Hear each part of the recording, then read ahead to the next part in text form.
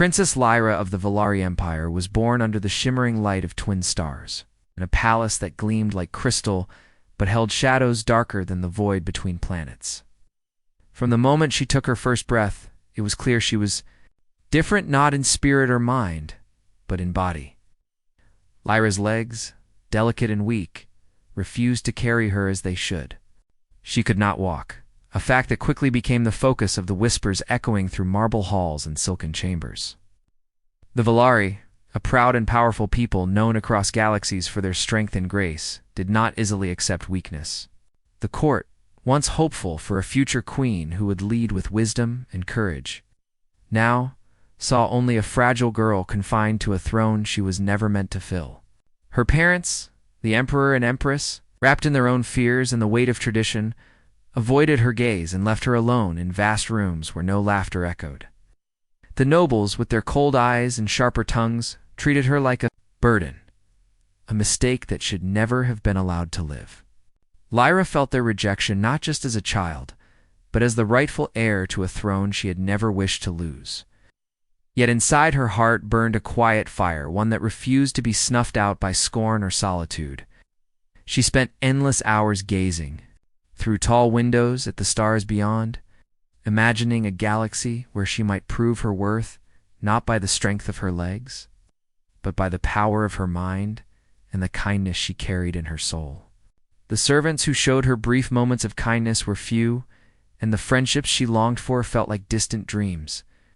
Each day was a test of patience and pain, but also a silent promise to herself she would find a way to rise above the cold judgments and harsh silence that surrounded her. Stories of legendary heroes and leaders from distant worlds filled her mind.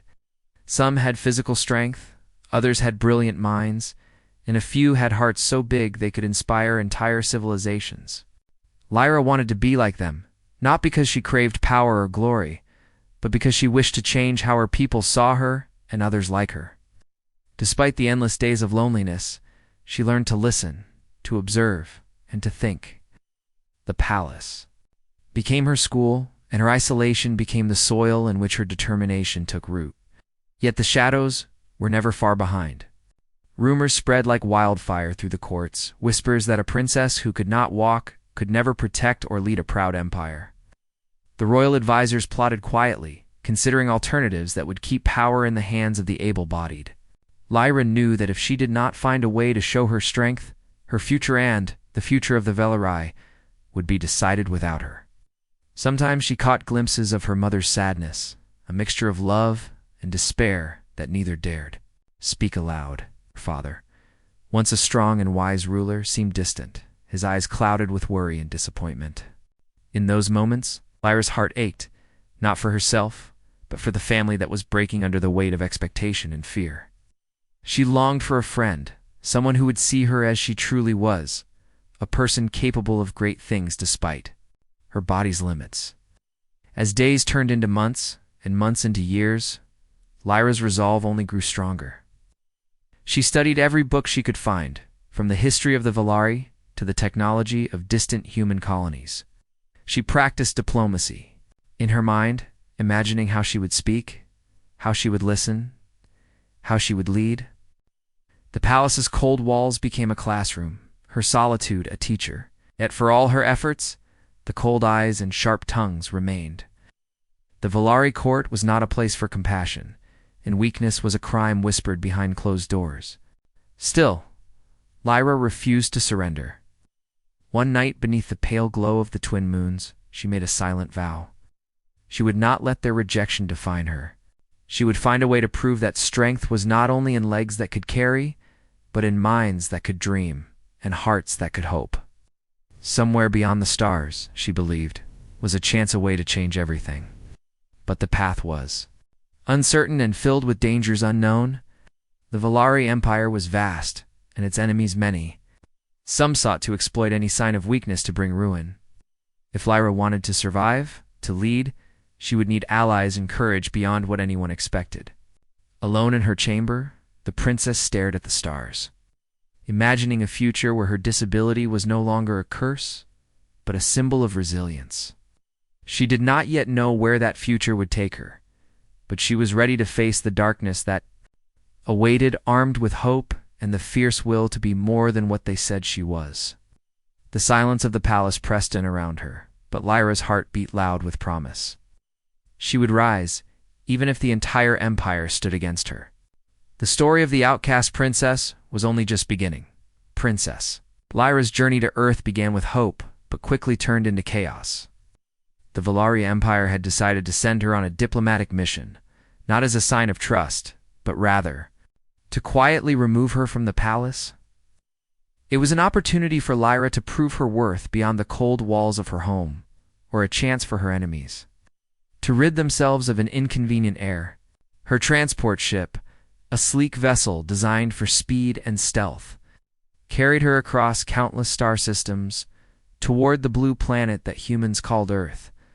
The journey was long, and Lyra spent much of her time in silence, watching the stars blur past, imagining the strange world she would soon face. Yet, as the ship entered Earth's outer atmosphere, something went terribly wrong. A sudden, violent shake rattled the cabin. Alarms blared as systems failed one after another. Pilots, few and skilled, tried desperately to regain control, but the ship was losing altitude fast. The emergency protocols triggered automatic landing procedures, but the chosen site was a remote human colony, nestled among rugged mountains and thick forests, a place far from the bustling cities and diplomatic centers of Earth. The ship crashed, with a terrifying force, metal screaming against rock and earth. When the dust settled and the alarms stopped, Lyra found herself trapped, her body aching but her spirit burning brighter than ever. The crash left the ship crippled, and she knew she could not wait for rescue. The colony nearby was her only hope. With great effort, aided by robotic arms in the ship, Lyra managed to move toward the exit, her heart pounding with fear and determination.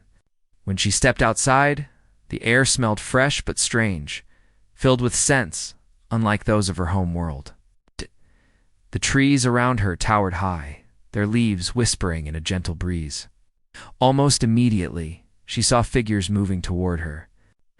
A group of humans, armed but cautious, their expressions curious and alert. Among them stood Captain Jordan, a tall, confident figure whose eyes carried warmth and intelligence. Jordan had heard the crash and rushed to investigate, prepared for danger but hoping for survivors. What Jordan saw was not a fragile alien princess as the stories might have suggested, but a person with quiet strength in her gaze, someone who met his eyes without fear or pleading. Instead of recoiling or showing pity, Jordan offered her hand steady and sure. This simple gesture surprised Lyra more than anything. The kindness she had been denied for so long felt like a lifeline. Over the next hours, as the colony's medics examined Lyra's injuries and the ship's damage, she and Jordan spoke cautiously. He asked questions not out of suspicion, but genuine interest. She answered, careful but hopeful, sharing stories of the Valaria Empire and her own struggles. Jordan listened without interruption, his mind open and free from the judgments she knew so well. Slowly, the tension between them eased, replaced by a fragile trust.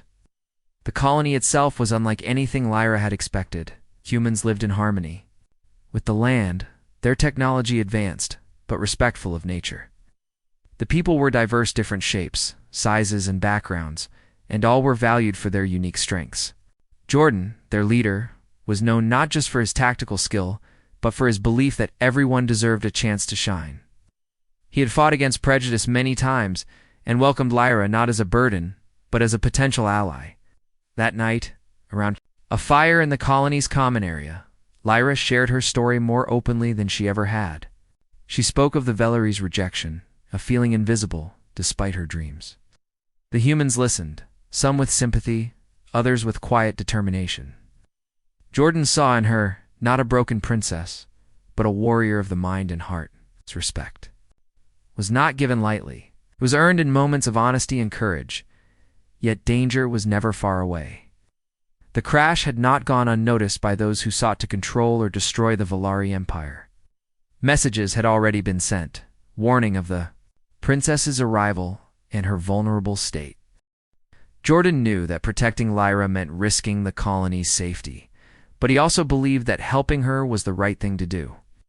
The night deepened, filled with stars and the sounds of the forest, and Lyra felt something new, a spark of hope that maybe, just maybe, she could find a place where her worth was not measured by physical strength, but by her spirit. This was only the beginning of an alliance that neither the Valari nor the humans could have predicted, and the first step toward a future where rejection could be turned into acceptance. Despite the unknown dangers ahead, Lyra was ready to face whatever came next, bolstered by the unexpected friendship of Captain Jordan and the promise that strength came in many forms. The stars beyond the colony shone brighter than ever, and for the first time in a long while, Lyra dared to believe she was not alone. Lyra woke up before the first light of dawn touched the cold steel walls of the old training bay they now called home. The Valari Empire's ships were grand and full of luxury for the nobles, but for her and Jordan, this hidden corner deep in the lower decks had become a fortress of purpose.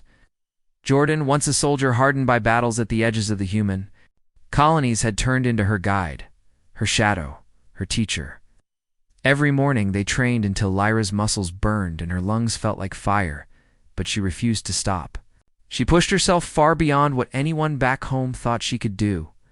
When her body said no, her mind whispered yes. Jordan watched her closely, sometimes with doubt but more often with a silent respect he could not hide anymore. He taught her how to strike where it hurt most, how to use her size not as a weakness, but as a weapon of surprise. They sparred in silence, the clang of metal and the dull thud of fists echoing through the empty bay. When the physical part of training was over, Jordan made her study maps and reports, secrets smuggled out from places only he knew. Together they spread out charts of both the Valari Empire's core worlds and the scattered human colonies that barely survived on the Empire's edge. It was during these late nights under dim lights that they found whispers of betrayal hidden in coded messages and old files nobody bothered to lock away. A transport route that did not add up. Supply crates that vanished into the void, names that reappeared on secret lists. Lyra's sharp mind saw patterns Jordan missed. She asked questions no one had dared to ask. Who really controlled the food shipments? Who armed the rebels who claimed to fight for freedom but never struck the Empire where it hurt? Who profited from the endless fear between humans and Valari? Adozeha thoughts pushed Jordan into memories he had buried under layers of duty and silence. He remembered old missions that now seemed like lies painted as heroism. At first he hated how Lyra cracked open wounds he wanted to forget, but as they connected the dots, he felt something he had lost hope that truth might still be stronger than shadows.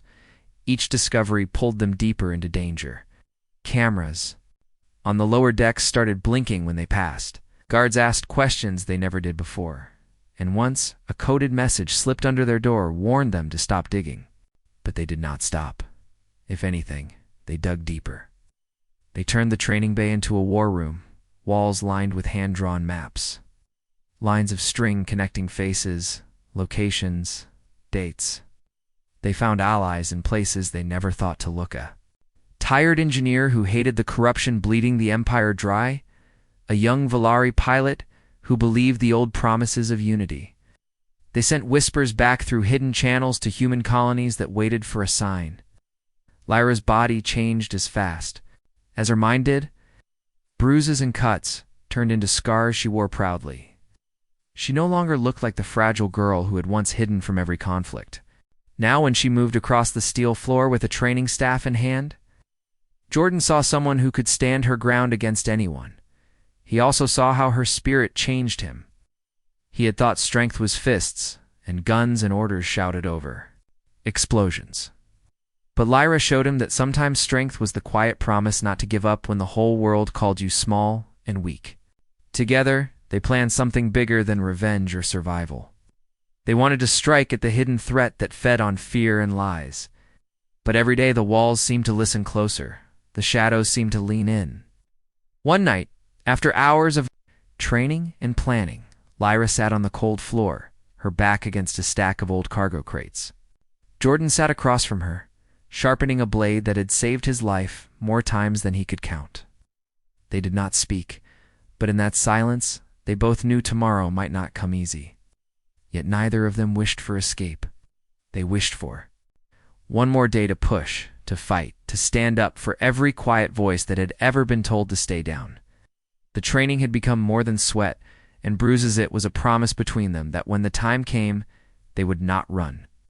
They would face the shadows they had uncovered together. Somewhere deep inside the cold steel of the Empire's heart, a spark began to burn, one that might just set the stars on fire. When Lyra stepped off the old transport ship and felt the heavy air of her home planet wrap around her, she almost did not recognize it. The sky was still that deep shade of blue, with silver clouds drifting like restless ghosts. But everything else seemed smaller than she remembered, like she had grown too large for the world that once pushed her aside. The people waiting near the landing port did not cheer, did not welcome her with open arms. They watched her with narrowed eyes and lips pressed tight, whispering among themselves about how far she had fallen from what they thought she should be. Once, their stares would have made her drop her head and hurry away, but not now. Now she looked back at them, calm and unafraid, her shoulders straight under the simple dark cloak she wore. Beside her, a small team of humans moved carefully, their eyes always scanning, their hands never far from the hidden tools and messages they carried. They were not soldiers like Jordan, but engineers, thinkers, quiet messengers, who believed her when she said change could come. She had trained for this return every night in the cold steel training bay, dreamed of this moment when she would stand on her own soil with secrets strong enough to shake even the oldest pillars of Valari power. But dreaming about it and facing it were two different storms. The council hall rose in the distance, like a mountain of glass and stone. Its steps were guarded by rows of armored figures. It's the same kind that once blocked her path when she begged for help for her family. She walked past them now without flinching, her boots echoing on the marble floor that seemed too polished to hold any truth. Inside, the great chamber buzzed with low murmurs as her presence broke the old quiet order the elders loved so much. They sat on high seats carved with symbols of unity and strength, but Lyra knew those words had become hollow for many outside these walls. She stood before them without bowing, her voice steady as she spoke of what she had seen: food lines in the colonies, broken promises, secrets traded for gold, while children starved under banners that spoke of peace. Some elders sneered at her, waving off her words as wild stories spun by a girl who had wandered too far from home. But Lyra did not come back with empty hands. She came with records, names, proof gathered piece by piece in the shadows of the Empire's massive ships. She showed them trade routes that looped back to hidden vaults, messages coded so cleverly they had almost stayed buried. She named names that made some of the council pale behind their masks of pride. The hall, once so cold and certain, cracked, with the first sparks of doubt. Outside the chamber, people began to gather in the wide plaza, word spreading like a fire caught in dry grass. Some came to mock her, to see the foolish girl fail again. But others came because they were tired of the same faces making promises that never reached their doorsteps. They saw the humans standing at her side, heard the strange accents, and saw the worn clothes of people who had fought to live under Valari rule. Whispers turned to questions. Why would humans stand with her if her cause was not true? Why would she risk her life to return if all she wanted was to run away? One by one, the questions softened the hate. One by one, those who called her a traitor began to listen. At night, behind locked doors in houses built with old stones, families spoke her name in low voices. They spoke of how she faced the elders alone, how she held her head high when guards pushed closer, how she turned every insult into a reason to speak louder. But Lyra knew the council would not give up power just because she showed them the truth. Power never surrendered quietly. So she changed her plan. She visited the old training grounds where young Valari learned the ancient ways of combat and discipline. She asked to speak to the trainees, boys and girls taught to obey, not question. She showed them simple tricks she learned from Jordan. Ways to see what was hidden, ways to fight smarter, not harder. Some laughed at first, but then they watched her move. They saw how someone small could drop a larger opponent with a single well-placed move. They asked her questions, their instructors never answered. and slowly, like water dripping on stone, doubt carved new paths in their minds. She met with traders who had long complained about high taxes and lost shipments, vanished into elite pockets. She made them see that what hurt the colonies also bled her own people dry. Her nights were full of hushed talks, secret meetings in old cellars, and quiet corners of market halls. She and her human allies spread knowledge like seeds on restless soil. They spoke of trade that could lift both sides, of alliances that did, not chain one to another, but bound them together against those who fed on fear and division. All this time, the council tried to silence her. They spread rumors that she was mad, that she had been broken by humans and returned as their puppet. But every rumor died when people saw her with their own eyes. Her scars, her calm voice, the quiet fire that did not burn down, but lit the way forward. Some elders tried to buy her silence. She refused. Some threatened to take her freedom again. To take, the tension grew like a storm waiting to break. Old friends turned to watch from shadows, waiting to see if she would stand or fall. One night, a small crowd gathered near her old family home, a place once left in ruin when no one came to help. They came with questions and left with purpose. They came back with neighbors, with friends, with stories of their own. Lyra knew. Then that something had shifted, too small to see clearly, but enough to make the council worry. The same guards who once ignored her now watched her every step, but she no longer moved alone. Everywhere she went, voices followed her, footsteps joined her, eyes looked to her for answers. She did not promise miracles.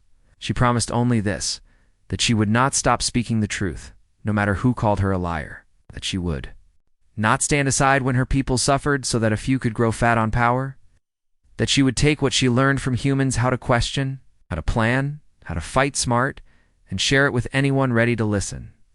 And so, as the old traditions trembled under the weight of new questions, the girl they once cast aside stood tall in the heart of her people's ancient city. Around her, suspicion turned to curiosity, curiosity to hope, and hope to quiet resolve. Dawn. And somewhere in the hidden shadows of the council hall, secrets began to slip from trembling hands. And the first cracks of true change split the stones that once seemed unbreakable. When dawn finally broke over the silver towers of the Volari capital, it did not come with loud trumpets or banners waving in the wind, but with quiet footsteps and soft voices that carried stronger than any battle cry. Lyra stood at the highest balcony of the old council hall, the place where once only the most powerful were allowed to speak, and looked out over the sea of faces filling the wide plaza below. They were not just Volari nobles in fine robes, but traders in dusty cloaks, workers with oil-stained hands, families who had walked through the night to stand shoulder to shoulder for something bigger than fear. In the soft light, she could see the human allies who had crossed the stars with her, who now stood proudly at the edge of the crowd, no longer strangers in a land that once called them outsiders. Her mind drifted back to the first days when even her own people turned away when she spoke of change. She remembered the locked doors, the harsh words whispered behind her back, the cold halls, where the powerful laughed at the idea that someone like her girl, who once hid her limp, who once kept her head down so no one would notice how different she was, could ever lead them anywhere but ruin. But every bruise she carried, every secret she uncovered with Jordan and the human team, every late-night plan whispered in dusty corners had brought her here, to this new morning that felt like holding the sun in her palms. The old council elders, once untouchable behind walls of tradition and wealth, now sat silent behind her. They had tried to hold their power with threats and gold and lies, but none of it could stand against the simple truth that Lyra had shown. 2000s, when people stand together, power loses its grip. Her voice rose above the quiet murmur of the crowd, steady but warm, not demanding loyalty through fear, but inviting it with hope. She spoke of the children she met in hidden schools, far from the city, children who could not walk or speak as others did, but whose minds held ideas bright enough to light new worlds if only given the chance, kept the Empire's great machines running but were never seen when medals were handed out. She spoke of the humans who crossed borders others said could never be crossed, who risked exile and hate because they saw her not as a weakness but as proof that differences could become strength when woven together. Her words did not promise perfection. She did not stand there and claim that in one day all the walls would fall, all the old fears would vanish. She promised only that they would never again have to stand alone in silence. The promise was enough to stir the crowd like a rising tide. Hands lifted, not clenched in fists, but open, reaching for one another. Among them were those who once mocked her, their eyes wet with the quiet shame of realizing they had been part of the chains that held their own people down. She did not call them enemies. She called them family, who had been lost in shadows too. Long behind her, the council had no choice but to bend. The oldest of them, a man whose voice once thundered through the hall like iron, stood and laid his signet ring at her feet, not a surrender forced by blades, but an offering freely given. Because even he saw that the old ways could no longer hold the future back. Word spread fast, carried on old come lines and new whispers through streets and distant colonies.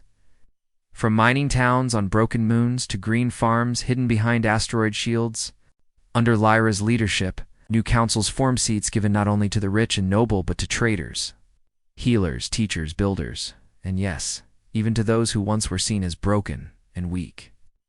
Human envoys sat beside Valari advisors, sharing tools, ideas, old wounds, and new dreams. The halls that once echoed with arguments for war and hoarded power now rang with voices planning new roads. Safer skies, fairer trade. Children once kept hidden by families ashamed of their differences were brought into light, their laughter mixing with the hammering of new machines and the soft hum of ships ready to carry them beyond old borders. Lyra moved among her people, not guarded by armored walls, but protected by trust and the quiet understanding that her strength was never hers alone. It belonged to every hand that had reached out when the world turned its back. Jordan remained at her side, no longer just her mentor, but her closest friend and advisor. The scars they both carried reminded them daily that freedom had cost them much, but also given them more than they ever dreamed: each other's loyalty. The respect of those who once looked down on them, and a future written not in fear, but in possibility.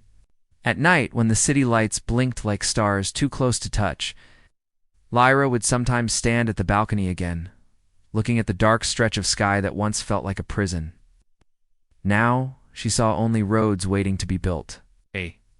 She thought of the girl she used to be, the one who hid her limp in shame, who whispered dreams to the empty corners of her room because she believed no one would listen.